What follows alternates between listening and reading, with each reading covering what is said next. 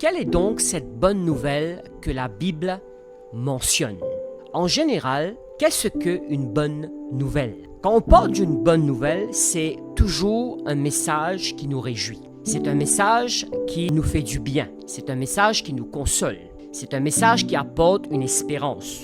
Exemple, réussite aux examens, obtention de son permis de conduire, promotion professionnelle, et nous aimons tous entendre une bonne nouvelle ou des bonnes nouvelles.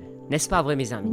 Mais la question qu'on parle aujourd'hui, c'est quelle est donc la bonne nouvelle dont parle la Bible, qui est la parole de Dieu? Qu'est-ce que Jésus a annoncé? Quel message a-t-il confié à ses disciples de propager? Allons lire dans Matthieu chapitre 4, le verset 23 à 25. Jésus parcourait toute la Galilée, enseignant dans les synagogues, prêchant la bonne nouvelle du royaume et guérissant toute maladie et toute infirmité parmi le peuple.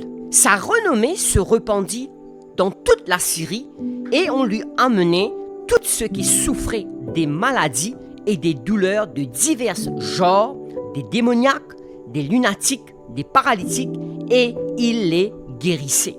Dans Marc chapitre 1er, le verset 14 à 15, après que Jean, il parle ici de Jean le Baptiste, il a été livré, Jésus alla dans la Galilée prêchant l'évangile de Dieu. Il disait, le temps est accompli et le royaume de Dieu est proche. Repentez-vous et croyez à la bonne nouvelle. Jésus avait un message, c'est le message de la repentance. Mes amis, le mot évangile vient du grec ancien évangélion qui signifie bonne nouvelle. À la fin de cette vidéo, je veux vous donner l'opportunité à tous ceux qui n'ont pas la paix avec Dieu de faire une prière de repentance et d'inviter le Seigneur Jésus-Christ dans votre cœur comme votre sauveur et Seigneur personnel. Donc, croire à cette bonne nouvelle. L'apôtre Paul nous dit dans 1 Corinthiens chapitre 1er, le verset 17 à 18, ce n'est pas pour baptiser que Christ m'a envoyé, c'est pour annoncer l'évangile. L'évangile veut dire la bonne nouvelle. Et cela sans la sagesse du langage, afin que la croix de Christ ne soit pas rendue vaine. Car la prédication de la croix est une folie pour ceux qui périssent, mais pour nous qui sommes sauvés, elle est une puissance de Dieu. Donc, mes amis, l'apôtre Paul, il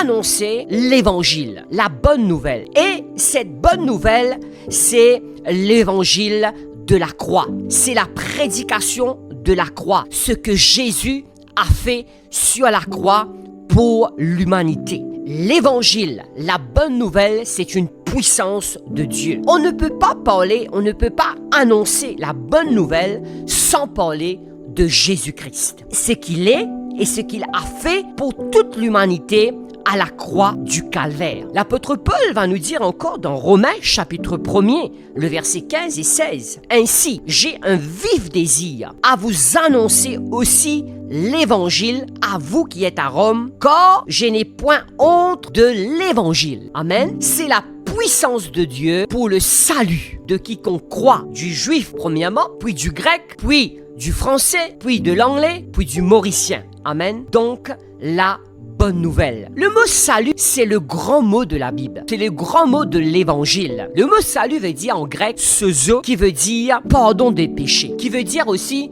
délivrance par le paiement d'un prix. Et ce prix, nous le savons tous, c'est le précieux sang de Jésus-Christ. Le mot salut veut dire aussi guérison, protection, sécurité, provision, la santé spirituelle. Donc, mes amis, la bonne nouvelle, premièrement, c'est un message d'amour. Amen. C'est un message de grâce. C'est un message d'espérance, mes amis. Première chose, c'est un message d'amour. Dans Jean, chapitre 3, le verset 16 et 17, « Car Dieu a tant aimé le monde. Il vous a tant aimé, moi et vous qui me regardez ce soir, qu'il a donné son Fils unique, Jésus, afin que quiconque croit en lui ne périsse point, n'aille pas en enfer, mais qui ait la vie éternelle. » Amen. Donc, mes amis, le verset 17 nous dit, « Dieu en effet n'a pas envoyé son Fils dans le monde pour qu'il juge le monde, mais pour que le monde soit sauvé par lui, Jésus-Christ. La bonne nouvelle n'est pas un message de jugement, mais c'est un message de salut. Le mot Jésus veut dire Yeshua, qui veut dire, mes amis, celui qui sauve. Jésus est le sauveur du monde. C'est le message d'amour, car Dieu a tant aimé le monde. Le message de l'Évangile est une bonne nouvelle, parce qu'il parle de l'amour inconditionnel de Dieu qui a été manifesté sur la terre par Jésus-Christ. Dans le livre de Romains, chapitre 5, le verset 8, « Mais Dieu prouve son amour envers nous en ce que lorsque nous étions encore de pécheurs, Christ est mort pour nous. » Amen. Il faut bien comprendre ce soir que la bonne nouvelle de Jésus-Christ, c'est un message d'amour. C'est un message, mes amis, que Jésus, il est venu pour nous sauver. Jésus, il est venu pour nous délivrer. Amen. Alléluia. Dans 1 Corinthiens, chapitre 15, le verset 3 et 4, on peut résumer toute cette bonne nouvelle dont la Bible en parle. Je vous ai enseigné avant tout, comme je l'avais aussi reçu, que Christ est mort pour nos péchés. Amen. C'est une bonne nouvelle. Que Jésus-Christ, il est mort pour nos péchés, pour mes péchés, pour vos péchés. C'est une bonne nouvelle. Selon les Écritures, il a été enseveli et il est ressuscité le 3e jour selon les Écritures. Amen. Deuxième chose, la bonne nouvelle, c'est un message de réconciliation. Amen. Alléluia. Jésus est venu faire le lien entre Dieu et nous. Il n'y a pas de réconciliation avec Dieu sans la croix et le sang de Jésus. Dans 2 Corinthiens chapitre 5, le verset 18, « Et tout cela vient de Dieu, qui nous a réconciliés avec lui par Christ et qui nous a donné le ministère de la réconciliation. » Colossiens chapitre 1er, le verset 3 nous dit, il parle de l'œuvre de la réconciliation de Christ. Il a voulu par lui tout réconcilier avec lui-même, tant ce qui est sur la terre que ce qui est dans les cieux, en faisant la paix par lui, par le sang de sa croix. Jésus-Christ, mes amis, il est le seul médiateur entre Dieu et les hommes. Nous voyons cela dans 1 Timothée, chapitre 2, le verset 5 et 6. Car il y a un seul Dieu, laisse-moi vous dire qu'il y a un seul Dieu, et il y a aussi un seul médiateur entre Dieu et les hommes, Jésus-Christ, homme. Amen, alléluia. Et le verset 6 nous dit qu'il s'est donné lui-même en rançon pour tous. Premièrement, c'est un message d'amour, c'est un message de réconciliation et aussi c'est un message de grâce, de pardon. Dans Actes des Apôtres, chapitre 2, le verset 38, Pierre leur dit « Repentez-vous et que chacun de vous soit baptisé au nom de Jésus-Christ à cause du pardon de vos péchés et vous recevrez le don du Saint-Esprit. » Dans Actes, chapitre 10, le verset 43, la Bible nous dit que tous les prophètes rendent de lui le témoignage que quiconque croit en lui reçoit par son nom le pardon de péché. Donc, mes amis, la bonne nouvelle dont la Bible en parle, c'est de nous donner le pardon des péchés à travers l'œuvre de la croix. C'est Jésus-Christ, le seul intermédiaire entre Dieu et les hommes. Dans Actes des Apôtres, chapitre 13, le verset 38, la Bible nous dit « Sachez donc, hommes, frères, que c'est par lui que le pardon des péchés vous est annoncé. Le pardon de péché se reçoit par la foi. » La Bible nous dit dans le livre des Éphésiens, chapitre 2, le verset 8 et 9, « Car c'est par la grâce que vous êtes sauvés. » C'est un message de grâce. Grâce veut dire faveur non mérité. Amen. Dieu nous a sauvés. C'est par grâce que vous êtes sauvés. Nous sommes sauvés par grâce, par le moyen de la foi. Et cela ne vient pas de vous, c'est un don de Dieu. Amen. C'est un cadeau de Dieu. Ce n'est point par des œuvres, afin que personne ne se glorifie. Amen. Alléluia. Donc, mes amis, c'est un message de grâce. Amen. De faveur. Alléluia. Merci Seigneur.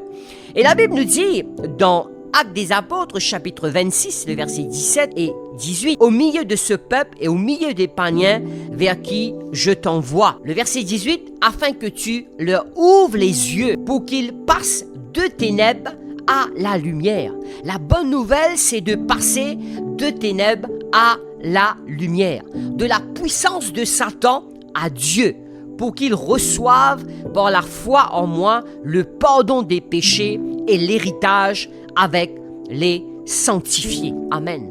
Donc, mes amis, la bonne nouvelle, c'est d'avoir le pardon de péché en Jésus-Christ. Et troisièmement, la bonne nouvelle, c'est un message d'espérance. Puisque, mes amis, Jésus-Christ, il est ressuscité. La mort est vaincue.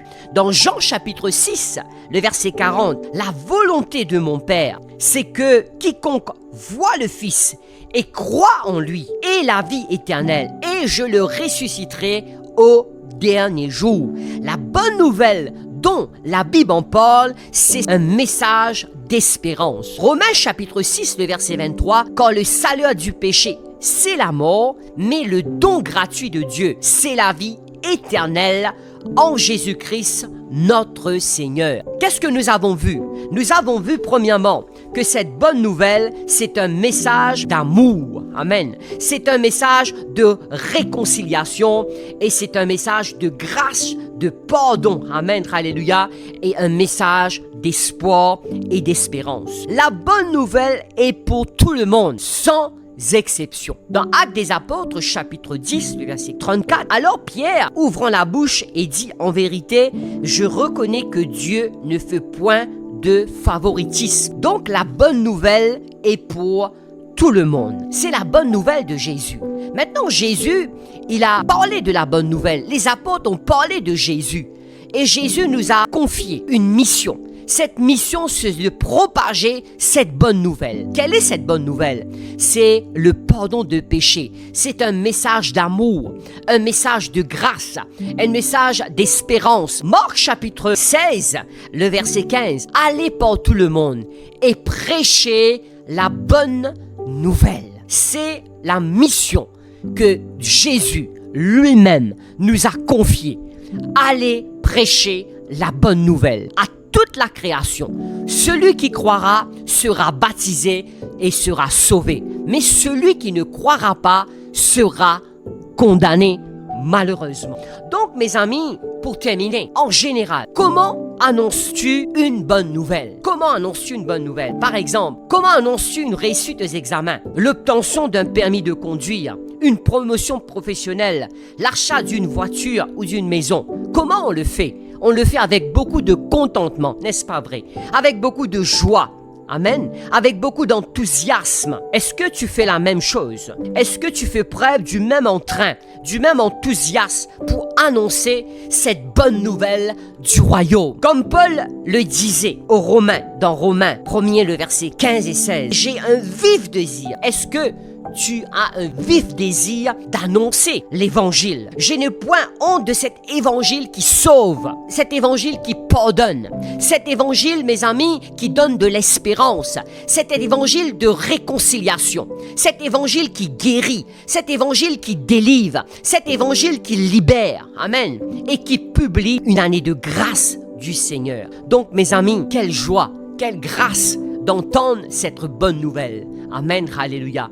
Donc la bonne nouvelle dont la Bible en parle, c'est Jésus-Christ. Nous prêchons Christ et Christ crucifié et Christ ressuscité. Avant de terminer, mes amis, donc j'aimerais bien, pour tous ceux qui nous regardent, pour tous ceux qui n'ont pas la paix avec Dieu et qui désirent avoir cette paix avec Dieu et qui veulent inviter Jésus dans votre cœur. Donc je veux vous inviter à faire cette prière. Dites, Père, c'est dans le nom de Jésus que je viens vers toi.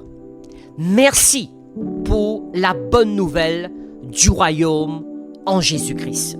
Je reconnais que je suis un pécheur et je me repens de mes péchés. Seigneur, je te reçois dans mon cœur comme mon sauveur et mon Seigneur personnel. Lave-moi par ton sang précieux et aide-moi à marcher avec toi tous les jours de ma vie, au nom de Jésus.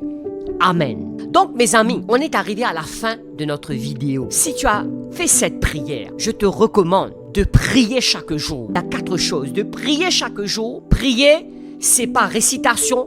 Prier, c'est converser avec Dieu. C'est de parler avec Dieu. C'est une conversation avec Dieu. De parler avec Dieu tous les jours. Deuxième chose, c'est de lire la parole de Dieu. Quand tu lis la parole de Dieu, que Dieu qui te parle. Troisième chose, cherche une église. Cherche une église qui prêche la bonne doctrine, qui prêche la bonne nouvelle. Vas-y dans cette église-là. Amen, alléluia. Et la dernière chose, la bonne nouvelle que tu as reçue, partage cette bonne nouvelle avec tes amis, avec tes entourages. Amen. Voilà, donc nous sommes arrivés à la fin de notre méditation d'aujourd'hui et nous vous donnons rendez-vous mardi prochain sur cette même plateforme de ECC. En attendant de vous revoir, soyez bénis en Christ. Amen.